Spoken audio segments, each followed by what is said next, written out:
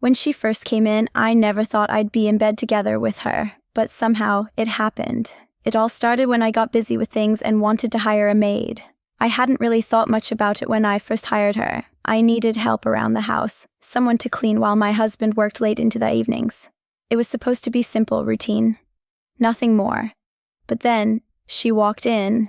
Her name was Clara, and she was young, probably early 20s, with soft brown hair that framed her face like a gentle wave, dark eyes that seemed to hide a certain quiet confidence. She was wearing a simple, modest outfit, a light blouse tucked into khaki trousers, but there was something about the way she carried herself that drew me in. Maybe it was the way she stood just a little too close when she introduced herself, or the way her eyes seemed to linger on mine just a second longer than necessary. I didn't think much of it at first. She was hired to clean, and that was that. But as the days passed, I began to notice her more and more. Clara was polite, professional, and quiet, but there was an energy about her, something that sparked whenever she was near. It wasn't obvious at first, but I felt it. Maybe I was just lonely. My husband Thomas had been traveling a lot for work recently, leaving me alone in this big house more often than not. The silence that filled the room started to feel oppressive, and I found myself craving some kind of company. Clara was the kind of person who made sure every corner of the house was perfect. She'd straighten up bookshelves, fold towels with precision, and even make the bed with a kind of care that made me feel a little self-conscious about how my own routines had grown more lackluster. Sometimes, when I'd pass by her while she was working, I'd catch a glimpse of her, focused, yet serene. Her movements were graceful, smooth, as if she was gliding rather than walking. It wasn't long before I found myself looking forward to her visits. I'd leave the house early in the morning, but whenever I returned, Clara was there, cleaning with the same quiet dedication. She'd give me a smile when she saw me, soft but warm, and we'd exchange a few words here and there. I'd tell her what needed to be done, but she'd always seem to anticipate it before I could even say anything. One evening, Thomas had left for another one of his business trips. I hadn't thought much of it, having grown accustomed to his absences, but this time, there was something different. I wasn't sure why, but as I sat alone in the living room, the house felt emptier than usual. I hadn't been sleeping well either. I wasn't sure if it was the isolation, the loneliness, or just the years of neglecting my own needs, but I couldn't shake the feeling that something was missing. And then Clara came in. She had arrived earlier than usual to clean, just as the sun was beginning to set, casting a soft golden light through the windows. "I'll get started on the living room first," she said, her voice gentle, with just the right amount of warmth. I nodded, feeling a small smile tug at my lips. "Thank you, Clara. You don't have to rush today, though. You can take your time." She smiled back, the same calm smile she always wore. It was almost like she knew exactly what to say, how to make me feel at ease. And then she went about her work, quietly moving from one task to the next. As I watched her, something in me stirred. I wasn't sure why, but I couldn't help but be captivated by her presence. There was something magnetic about her, something that felt like more than just the polite smiles we exchanged. The more I watched her, the more I found myself thinking of things I shouldn't, thoughts that lingered in my mind long after I pushed them away. I stood from the couch, pretending to tidy up in the kitchen as she continued her work. But my eyes kept drifting back to her, to the way she moved with such quiet grace, her delicate fingers brushing against the edges of the furniture, her body swaying slightly as she worked. It wasn't long before our eyes met. There was no reason for it, just a simple glance, but it felt different. The air seemed to thicken, and for a second, neither of us moved. Her gaze was steady, searching, and I could feel the tension build between us like an invisible thread pulling us closer. I quickly turned away, my heart racing in my chest. This was ridiculous. She was my maid, for God's sake. I was married. Thomas would be back soon, and everything would go back to normal. But the pull I felt toward Clara was undeniable. I couldn't ignore it. And when Clara spoke again, her voice softer than usual, it sent a shiver down my spine. "I'm almost done here. Do you need anything else?" she asked, her words casual, but her tone held something more. I opened my mouth to respond, but no words came out. I had to remind myself to breathe. No, I'm fine. "Thank you, Clara." She nodded, still holding my gaze for just a second longer before she turned back to her work. I couldn't help but wonder what might have happened if I hadn't turned away, if I had just stayed there in that moment, without the walls between us. As the evening wore on and she finished her cleaning, I knew this feeling wouldn't fade. Something had shifted between us, and I wasn't sure where it would lead, but I couldn't ignore the fact that I wanted more. I wanted to know more about her, about what this strange pull meant. The idea of her, of us, stayed with me long after she had left for the day. And as I sat on the couch that night, I couldn't shake the thought that this was only the beginning. The days seemed to stretch endlessly when Thomas was away. While he traveled, I found myself in the house more than ever. Clara had become a regular presence, and each time I saw her, I felt that electric charge between us, something I couldn't shake, even if I tried. I couldn't stop thinking about her, the way she moved, the way she smiled at me. There was an undeniable pull, and it seemed to grow stronger every time she stepped into the house. It was a Thursday evening when it all changed. Thomas had left early that morning for a week-long trip, and I was alone in the house again, feeling the familiar sense of emptiness that accompanied his absence. The silence, though comforting at first, soon began to weigh on me. It was too quiet, too still. It felt like I was living in someone else's life, in a house I didn't quite belong to. The loneliness gnawed at me, a constant ache I couldn't ignore. That evening, Clara had come in to clean. She'd been working in the kitchen when I walked past her, my steps slow, almost reluctant. I was trying to distract myself, find something to do to avoid thinking about the constant pull I felt whenever she was around, but there she was, her delicate hands wiping down the counter, her body moving fluidly, her hair falling in soft waves around her face. "Clara," I said softly, almost without thinking. "Do you want to take a break? I can make some tea or something." She looked up at me, her eyes meeting mine, and for a moment it felt like the world around us disappeared. There was no silence. No empty house. It was just her and me, standing there, two people who shared a secret that neither of us could yet fully understand. "Tea sounds nice," she replied with a small smile, and her voice was softer than usual, almost like she was speaking only to me. "Thank you." I moved toward the kitchen, pouring the water into the kettle and preparing the cups. Clara joined me, standing a little too close, her body brushing against mine as she reached for the sugar. I could feel the heat radiating from her, the subtle tension that had been building between us for weeks. The minutes seemed to stretch as we stood there in silence, each of us avoiding the other's gaze. My heart was pounding, my palms slightly sweaty. I wanted to say something, anything, but the words wouldn't come. Instead, I found myself looking at her hands as she stirred the tea. Her fingers delicate and graceful. Every movement she made seemed to pull me in further, deeper. Finally, I couldn't take it anymore. The silence between us was unbearable, and I knew what I had to do. I didn't know why, or even how I got here, but the decision was made in a moment of pure impulse. I turned to her, my breath catching in my throat. "Clara," I whispered, and she looked up, her dark eyes meeting mine. There was something in her gaze, something soft, inviting, but with an edge of uncertainty, as if she were waiting for me to make the first move. Without thinking, I stepped closer, closing the distance between us. Clara didn't move, but her eyes widened, her lips parting slightly. My heart was racing, but I couldn't stop. I reached out, cupping her cheek gently with my hand, feeling the warmth of her skin beneath my fingertips. "Clara, My voice faltered, the words feeling foreign on my tongue. But there was no going back now. My hand slid to the back of her neck, pulling her closer to me, and then, before I could think any more about it, I kissed her.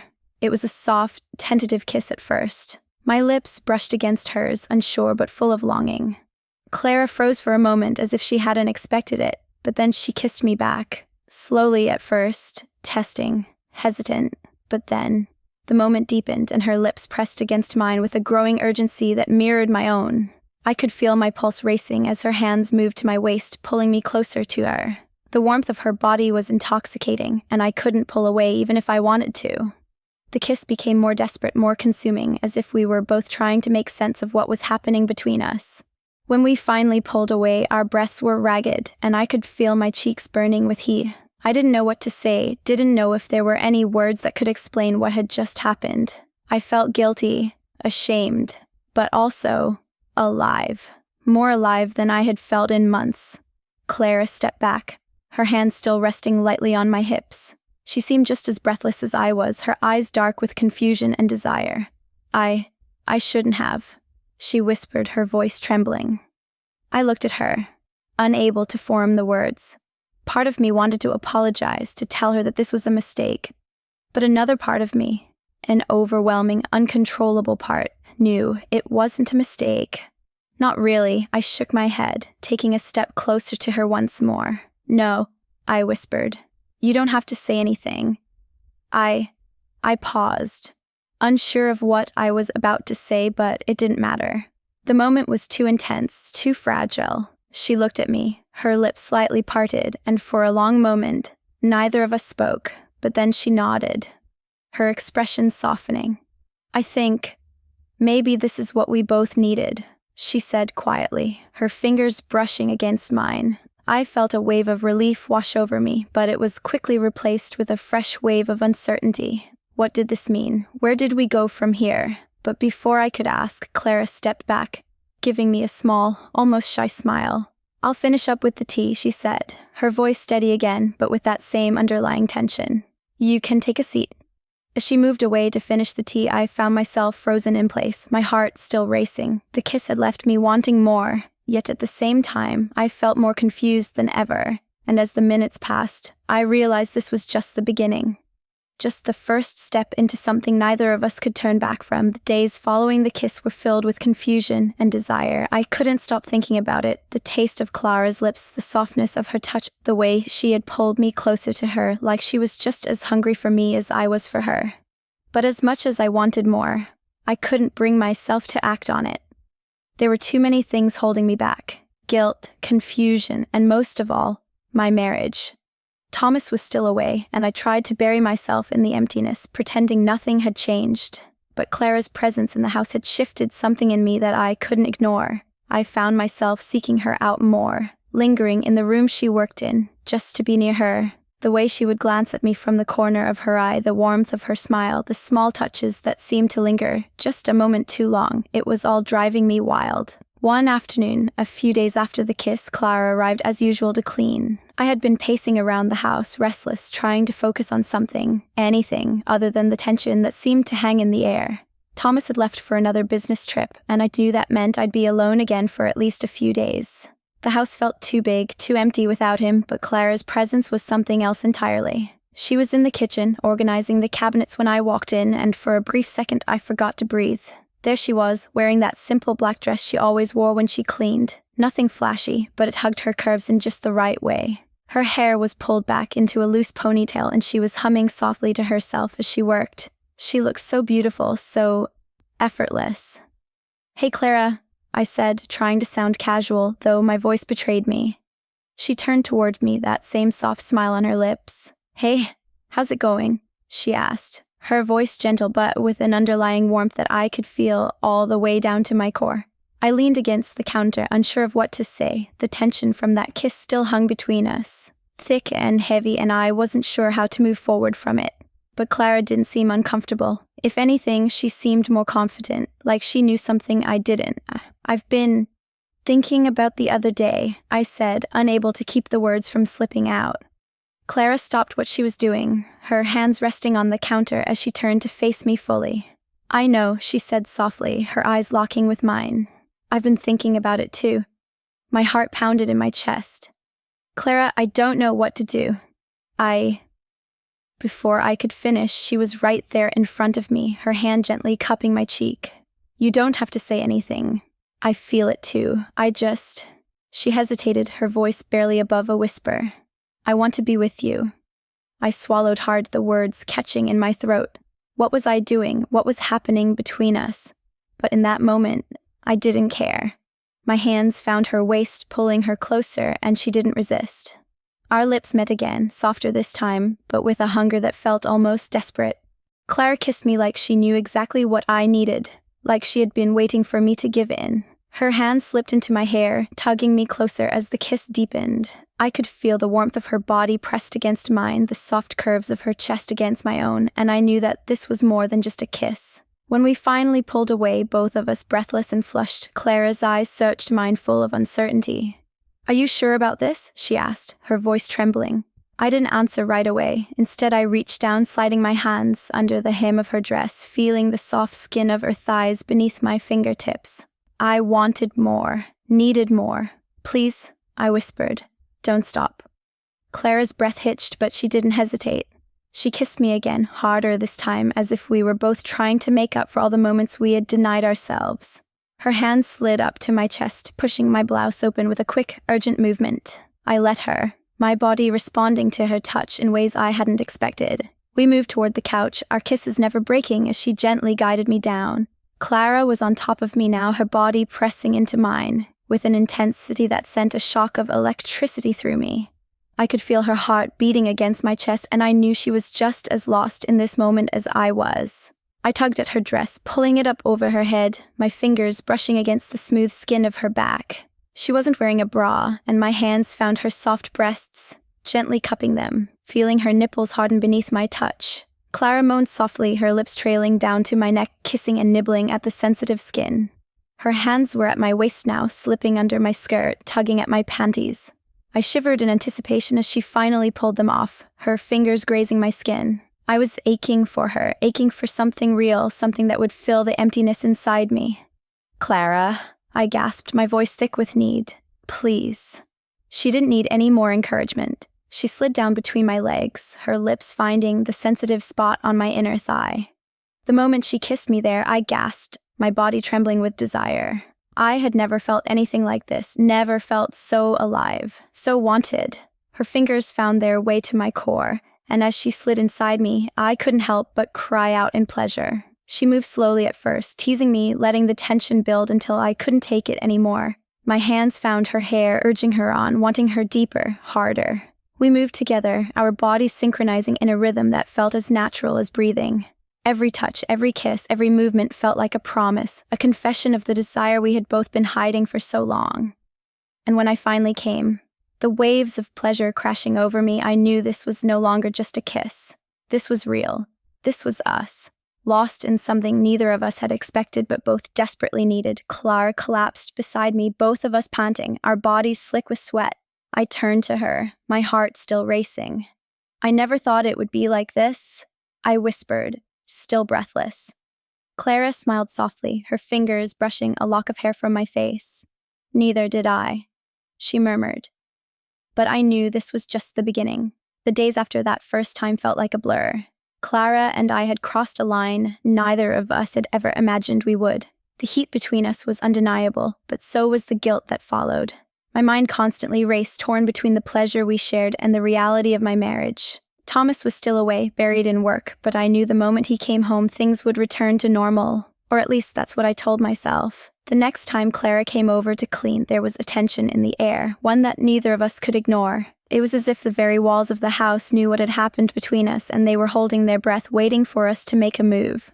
Clara arrived as usual, but this time, I felt the weight of her presence differently. She was no longer just the maid. I couldn't pretend anymore. She was something else. Something that had become essential to me in a way I couldn't explain. She knocked on the door, and when I opened it, she smiled at me with that familiar warmth, though there was something new in her eyes. A hint of something deeper, something shared. "Good afternoon," Clara said softly, stepping inside as I stepped aside to let her pass. "How are you today?" I didn't respond right away. I was still trying to figure out how to navigate this thing between us. "I'm fine. Just been busy," I said, my voice betraying me with its shakiness. She nodded, her eyes lingering on me a moment longer than necessary. "I'll get started on the living room," she said, her tone casual, but I could hear the slight tremor in her voice. She was just as nervous as I was. I watched her move through the house, the way her body flowed from one task to the next, always graceful, always aware of me. I found myself following her with my eyes, drawn to her without even trying, and every time our eyes met, there was a silent acknowledgement between us, a recognition of something that couldn't be undone. As she worked, I couldn't help but think back to what had happened, to the way we had fit together, the way she had made me feel. It had been everything I had been missing, everything I had been yearning for. And now, it was like an insatiable hunger, something I couldn't ignore. I wanted more, and I couldn't pretend I didn't. A few hours passed, and I was trying to distract myself with some light reading in the kitchen when I heard her footsteps approach. Clara paused in the doorway, hesitating for just a moment before speaking. "I'm almost finished for today," she said softly, but I could tell there was something more she wanted to say. I closed the book and stood up, walking toward her. "Is everything okay?" I asked, my voice quiet. I had learned that she often spoke in riddles, hiding her true thoughts beneath layers of politeness. Clara nodded, but her expression was unreadable. "I've been thinking about us," she said, her voice barely above a whisper. "I don't want this to be a mistake, but I can't stop thinking about you." Her words hit me like a wave. I had been thinking the same thing, but hearing her admit it made it all too real. It was like a weight had been lifted, but also like a trap had been sprung. There was no going back. "I don't want it to be a mistake either," I said, my voice trembling. My heart raced as I moved closer to her, standing only inches away. My hands reached for her and she didn't pull away. Her body seemed to lean into mine, and I could feel the heat between us build in again. "But I need you, Clara." She didn't respond immediately. Instead, she kissed me, soft at first, gentle but quickly turning hungry, desperate. It was like everything that had been held back was pouring out now, in one kiss. In one moment, her hands tangled in my hair, pulling me closer as I responded with equal fervor. The kiss deepened, and I felt the familiar rush of heat spread through me. My body ached for her, and as her hands roamed over my back, I knew there was no turning back now. I couldn't ignore this, and neither could she. "Come to the couch with me," I whispered against her lips, my breath ragged. Clara nodded, her hands slipping beneath my blouse as we moved toward the living room. We collapsed onto the couch together, our mouths never parting as we explored each other's bodies with the same urgency we had shared the first time. This wasn't just about physical need. It was about something deeper, something neither of us had ever expected. Clara's hands moved to the buttons of my shirt, and I shivered as she slowly undid them, revealing my skin to her touch. I hadn't realized how much I had craved this, how much I needed her until now. I hadn't realized that the emptiness I felt was more than just loneliness. It was the longing for her, for the connection we had begun to share. She kissed me again, and I lost myself in her. Her hand skimmed over my skin, sending sparks of electricity through my body, igniting every nerve. I moved beneath her, pushing my body into hers, feeling the softness of her chest against mine. Her breath hitched as I kissed her neck, my lips trailing down to the pulse point at her throat. Everything felt right, and everything felt dangerous. We were playing with fire, and I knew that if we didn't stop now, it would consume us both. But in that moment, I didn't care. I wanted her more than anything, and I couldn't pretend otherwise. Her lips found mine again, and this time, there was no hesitation. We undressed each other, our bodies now bare, pressed together as if we had always belonged this way. The heat between us was unbearable, and as Clara's fingers found their way between my legs, I gasped, arching into her touch. The moment she entered me, I gasped, my body trembling with the intensity of it. She moved slowly at first, teasing me, making me wait, but I needed her, needed more. I urged her on, my hands gripping her hips as we moved together in a rhythm that felt almost primal. It was everything I had been missing, and everything I had been afraid to want. And when we came together, the world seemed to stop. There was nothing else, just the two of us lost in each other. Afterward, we lay tangled together on the couch, our breaths still heavy, our bodies slick with sweat. I turned to her, my heart still racing, and whispered, "I never thought this would be easy, but I also never thought it would feel like this." Clara smiled softly, her fingers brushing against my skin. "Neither did I," she murmured, pressing a gentle kiss to my lips. But as I lay there with her, I knew that the secret we had just shared wasn't the end. It was only the beginning. The days after our passionate encounter on the couch felt like a whirlwind. Thomas was still away on business, and Clara and I were falling into a routine, one that was both intoxicating and dangerous. Every time he left, it was like a weight lifted, and the house became ours, mine and Clara's. There was no denying the connection between us now. It was more than just a physical attraction. It was emotional, raw, and completely consuming. I found myself craving Clara's presence at all hours, even when she wasn't in the house. Her scent lingered in the air, and the memory of her touch haunted me. Every time we were together, it was as if we were in a world of our own, shut off from the rest of the world. But the guilt still gnawed at me. I was married. I had a life outside of Clara. What we were doing felt so wrong, yet it felt so right, and I couldn't bring myself to stop. I tried to ignore the voice in my head that told me I was betraying Thomas. He was always busy, and I had always felt so alone. But Clara made me feel alive in a way I hadn't felt in years. One afternoon, I was preparing for Thomas's return. He had been away for several days, and while I was looking forward to seeing him, I couldn't shake the sense of dread. It wasn't just because of the secret I was keeping, but because I knew that once he came home, things would have to go back to normal. I couldn't keep living in this fantasy with Clara. But as I set the table for dinner, I heard Clara's familiar footsteps approaching. She entered the kitchen, her face a mask of calm, but her eyes held something deeper. She was standing just a little too close, the heat between us palpable. "Before he gets back," she said, her voice low, almost a whisper. "You need to change." I blinked, confused. Change. Clara smiled softly, her hand brushing my arm as she moved closer. "Yes, you need to look perfect," she murmured, her fingers sliding down to rest lightly on my waist. A shiver ran through me, a mix of anticipation and guilt. I glanced toward the door, knowing Thomas was almost home, but in that moment, all I could focus on was Clara, the way her hand lingered on my skin, the way her lips almost brushed my ear as she spoke. She was pulling me in again, and I couldn't stop it. "I'll be waiting for you," she said with a teasing smile before turning to leave. I was left standing there, breathless, torn between the life I had and the secret life Clara and I had created. And I knew, deep down, that this wouldn't be the last time. I never imagined I'd cross this line. Yet here we are, lost in something forbidden, something I shouldn't want but can't let go. Every touch, every moment with her feels like both a betrayal and a breath of freedom.